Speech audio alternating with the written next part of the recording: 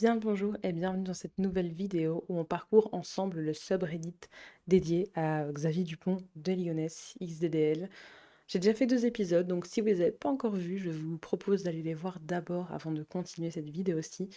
Je vais pas faire le récap à chaque fois parce que sinon on va pas s'en sortir et ça s'adresse à des gens qui connaissent l'histoire. Mais j'ai aussi sinon fait une histoire, une vidéo qui reprenait l'histoire. Si vous tapez Xavier Dupont de Ligonnès sur ma chaîne, vous verrez qu'avant de commencer à arpenter le subreddit sur Xavier Dupont de Ligonnès, j'ai fait une vidéo vraiment qui reprend l'histoire avec un vrai montage, etc.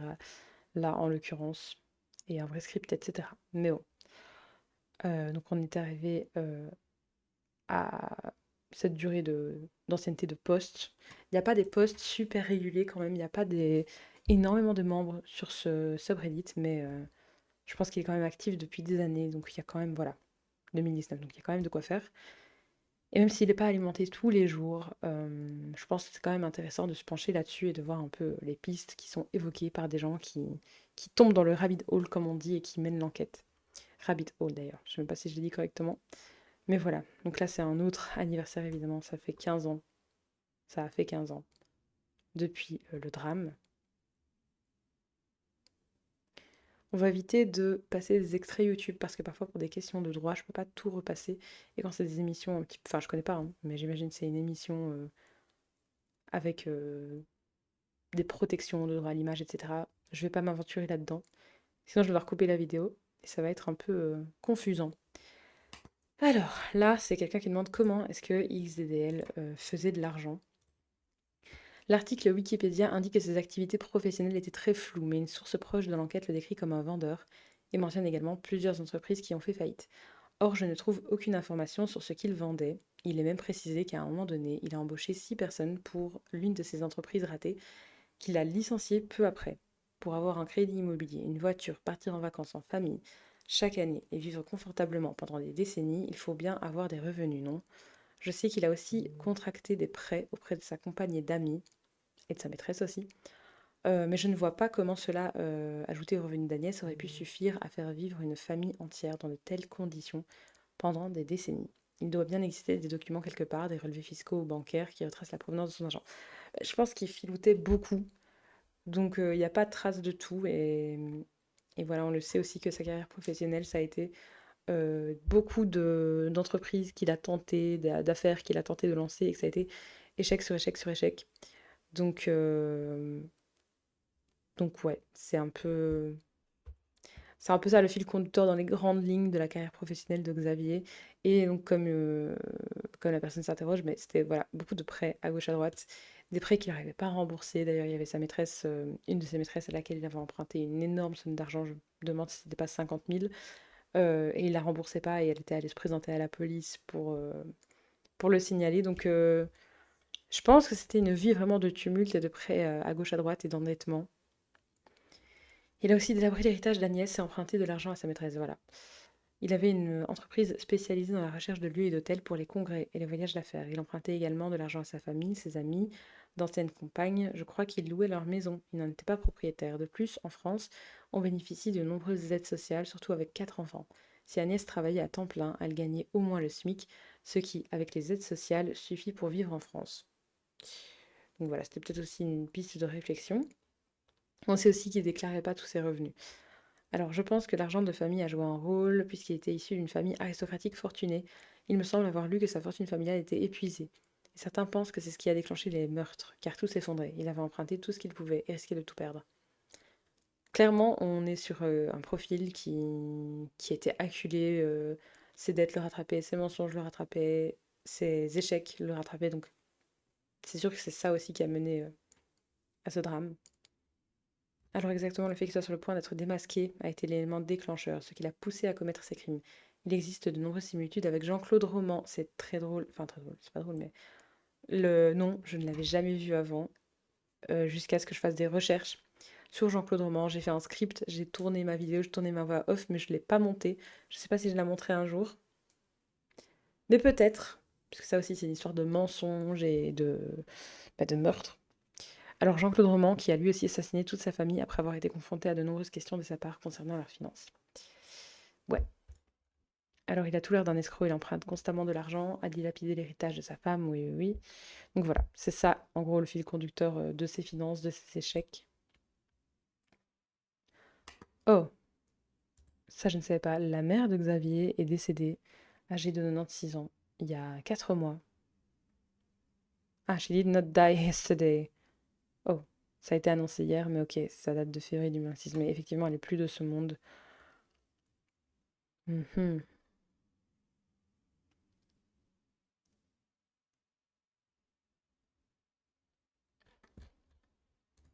Un post Facebook.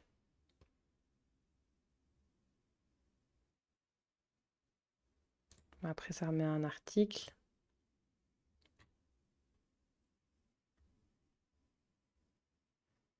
Ok, mais c'est un article pour les abonnés. On n'est pas abonné. Ma foi, on s'écarte. Mais je ne savais pas.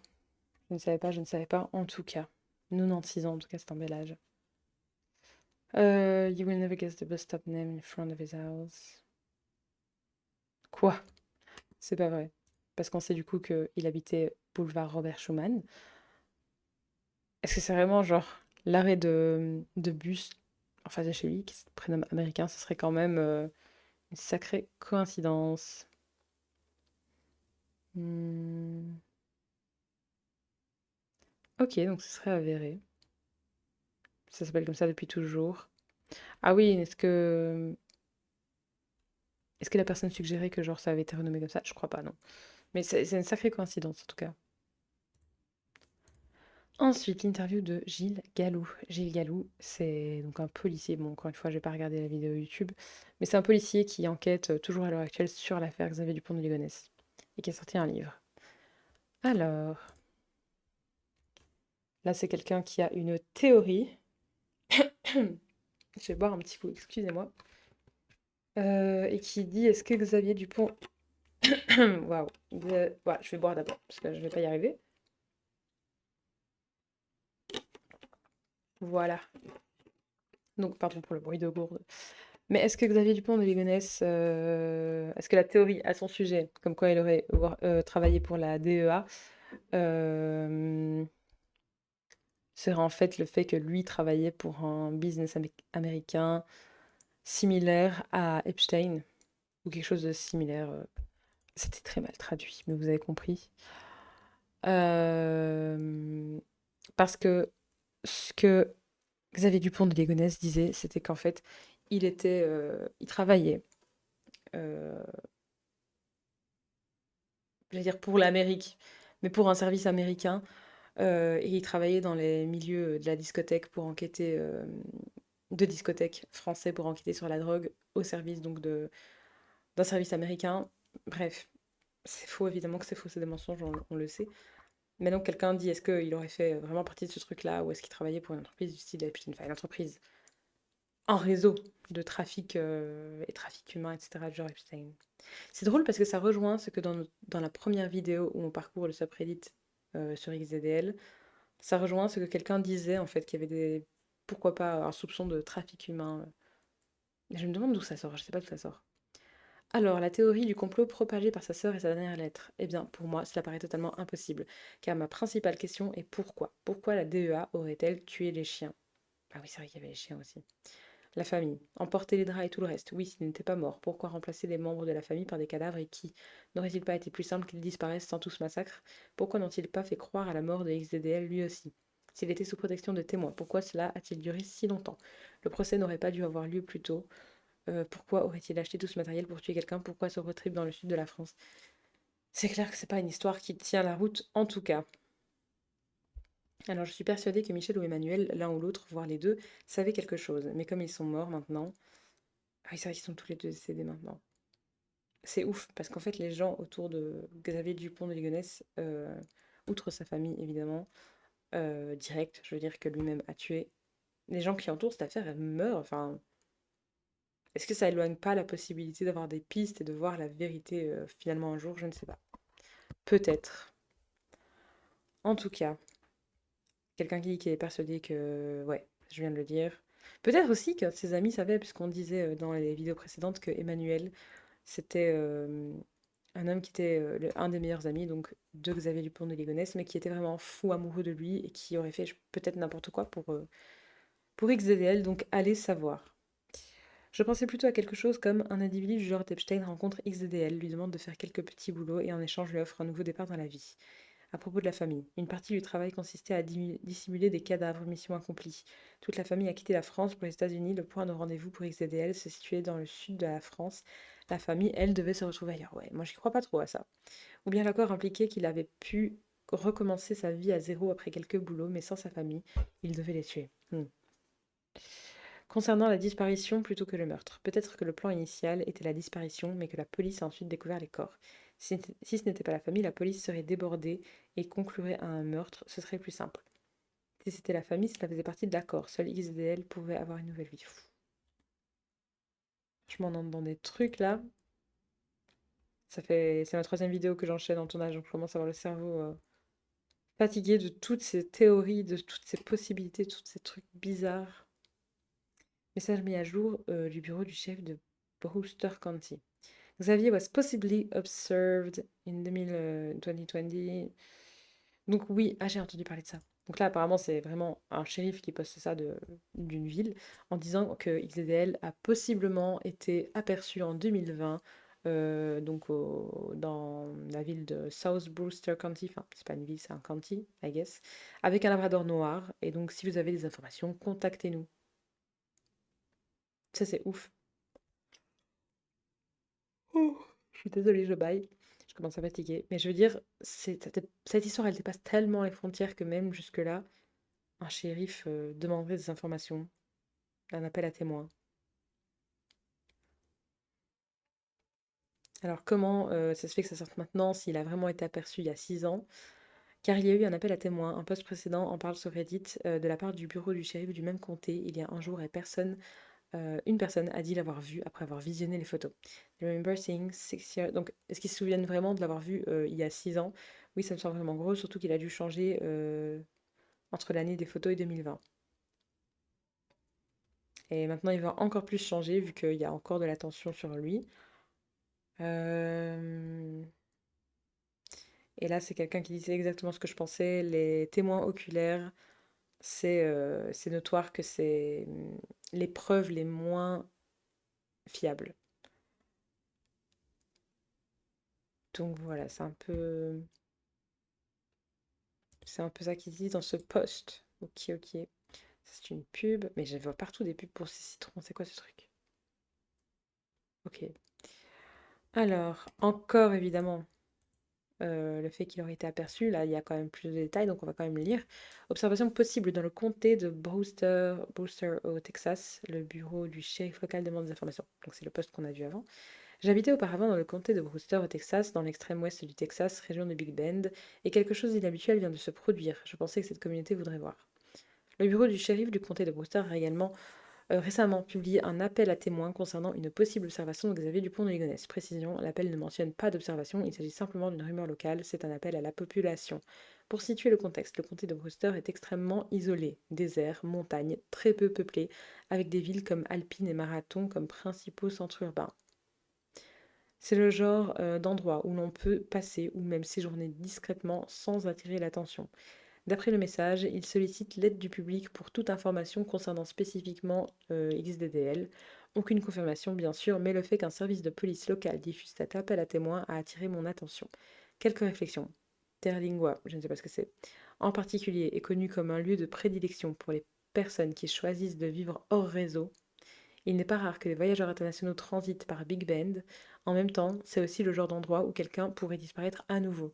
Donc c'est ce qu'on dit, en fait, il existe des endroits comme ça, notamment aux États-Unis, où c'est possible d'arriver, on ne pose pas trop de questions, parce que c'est connu aussi que c'est des endroits où les gens veulent refaire leur vie, être un peu tranquilles, peut-être ils ont trempé dans des affaires un peu louches avant, peut-être pas, peut-être il fuit quelque chose, peut-être pas, mais en gros, ça existe, ce genre d'endroit, et ce serait évidemment la meilleure cachette, en fait, pour quelqu'un comme XDDL qui serait en fuite. Donc bref, je ne veux pas trop spéculer, mais étant donné la durée de cette affaire non résolue, j'ai pensé qu'il était utile de le partager ici, au cas où quelqu'un aurait des informations supplémentaires, aurait vu la publication ou en saurait plus. Quelqu'un d'autre a-t-il rencontré ce problème ou entendu parler de quelque chose de similaire dans d'autres régions du Texas ou du Sud-Ouest? Et donc lien mis à jour, mais nous on le verra pas évidemment, ça date. Une story, I guess. Non? Oui, non? Bon, écoutez, ça charge, on va voir. Ok, oui. 25 mars, quoi? Attendez, ça a été updaté super récemment alors?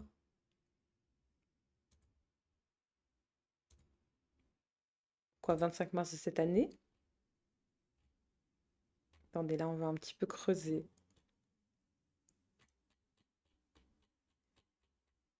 Après, il poste assez souvent, on va peut-être creuser un peu beaucoup.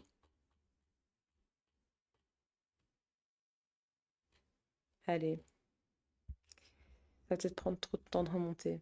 17 juin. Allez, on peut remonter jusqu'à mars quand même. Ça prend du temps, hein. En attendant, on va lire les commentaires. J'espère que c'est bien lui et qu'ils l'attraperont avant qu'il n'ait la chance de s'enfuir. Je recharge un peu la page. Ok, ok, là on est à mai. On continue. On est au 25 mars. Voilà. Donc oui, de cette année. Et il y a eu un update d'information. Mais c'est la même chose du coup, ouais.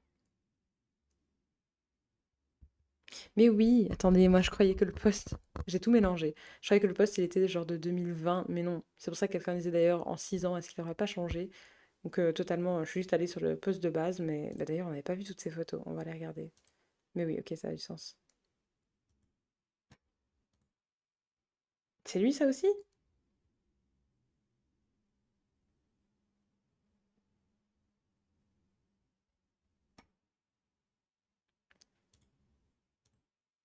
Eh ben, vrai, il a un physique commun, c'est vrai, et en même temps, on a tellement vu son visage que j'ai l'impression qu'il est reconnaissable, mais je ne sais pas. Dans la vie de tous les jours, peut-être il attire pas trop l'attention, je ne sais pas.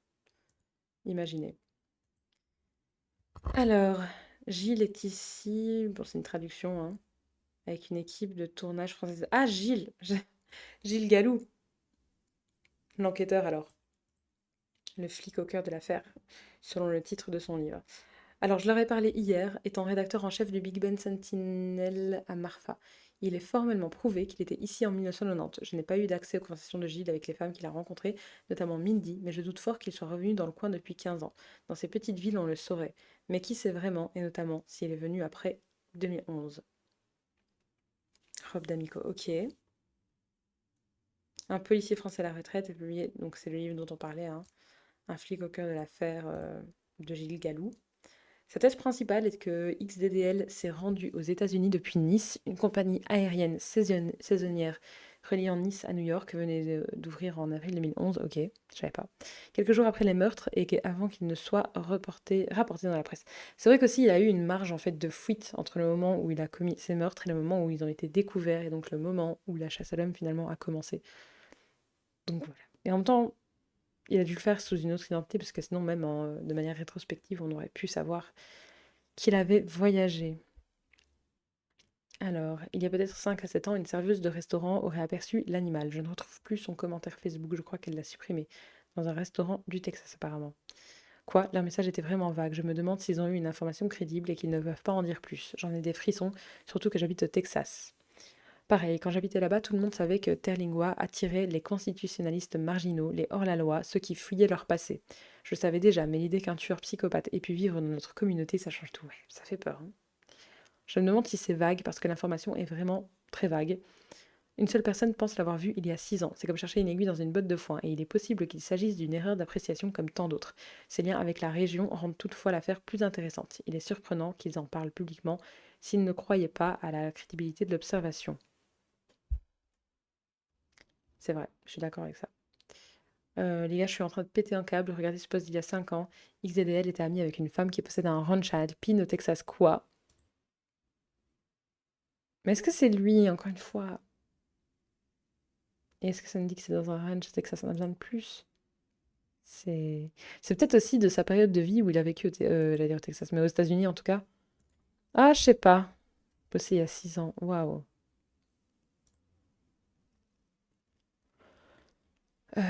Ok, ok, on va traduire. Comme Reddit ne me permet pas de poster de description depuis mon téléphone, la voici. Bonjour, je me demandais si quelqu'un connaissait cette femme. Apparemment, c'est l'ex-petite amie de Xavier, une américaine qui possédait un ranch au Texas. Si vous la reconnaissez, merci de me le faire savoir dans les commentaires. Mais enfin, ce serait fou. Oh mon dieu, j'ai épluché internet pour essayer de comprendre le lien. Le shérif du comté de Brewster a publié aujourd'hui un appel à témoins à son sujet. Donc ça c'était il y a 4 mois, oui, on a vu. Mon dieu, imaginez voir votre petite amie avec qui vous avez été pendant quelques mois seulement à la télé toutes ces années pour une raison pareille. Ah, vraiment horrible, je viens de c'est vrai que ce serait horrible.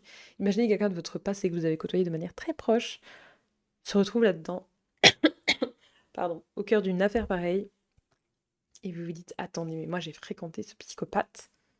C'est vraiment affreux. Ouh. Et donc quelqu'un dit, elle s'appelle Mindy. À cette époque, elle possédait un ranch à Alpine, au Texas, où la photo a probablement été prise.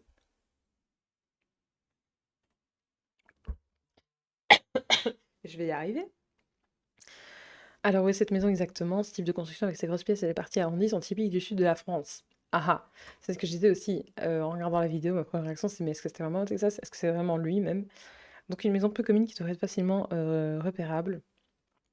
Cette femme, c'est peut-être quelque chose. Là, ils disent Wendy W. Au-dessus, j'avais Mindy. Je sais pas. En tout cas, XDL est vivant, j'en suis certain. Il n'a jamais eu l'intention de se suicider pour refaire sa vie, mais de refaire sa vie ailleurs, recommencer à zéro. Mindy, Alpine, Texas. Alors, allez, 17 minutes de l'interview. À la fin, il parle de Mindy et d'Alpine. Qui ça? Oh, erreur 404. Dommage. Alors, Bruno de Stabenrath a évoqué une certaine Mindy. Ah, on avait vu une vidéo sur lui tout à l'heure. Enfin, on n'a pas cliqué dessus, mais j'avais vu ce nom passer. Je sais pas qui c'est. Ah, il a écrit un livre. Ok. Il s'est entretenu avec le producteur du documentaire Netflix. Xavier Dupont de Ligonnès a apprécié beaucoup Alpine. Ok. Franchement, ça fait flasher quand même. Ce commentaire d'il y a 5 ans m'a donné des frissons. Elle s'appelle Mindy. À cette époque, elle possédait un ranch. Oui, oui, oui. Pouvez-vous corriger l'URL? Je crois que c'est réparé. Je viens d'envoyer un message à Gilles, le détective qui parle beaucoup de cette affaire ces derniers temps, qui a émis l'hypothèse que XDL se cache aux États-Unis. Il a aussi écrit un livre à ce sujet. On verra ce qu'il en pense. Sans voir. Je sais pas s'il a eu une réponse du coup. Il serait étonnant qu'après avoir minutieusement préparé son évasion, il se soit installé dans un endroit où il est connu pour être déjà allé et avec lequel il entretient des liens. C'est vrai que ce serait pas très intelligent. À moins qu'il ne soit d'une confiance narcissique excessive en sa capacité à se cacher et échapper aux flics, ce qu'il a fait, soyons honnêtes, depuis 15 ans. C'est terrifiant, j'en ai des frissons. Après, c'est vrai que je crois que il y avait aussi dans sa personnalité, c'est ce que Gilles Gallou, entre autres, semblait dire, c'est que c'est quelqu'un qui nargue, c'est quelqu'un qui laisse des indices, parce qu'il y a des choses qui ont été faites volontairement pour laisser des traces, pour mener peut-être à des fausses pistes, mais c'est quelqu'un qui, du coup, joue un peu avec la police. Maintenant, bon, il n'y a plus de traces depuis 15 ans, mais dans les jours qui ont suivi les meurtres, il y en avait, et c'était pas un hasard. Donc voilà, pourquoi pas finalement? Est-ce qu'il serait pas narcissique au point de se dire ça passe? Franchement, ce serait fou.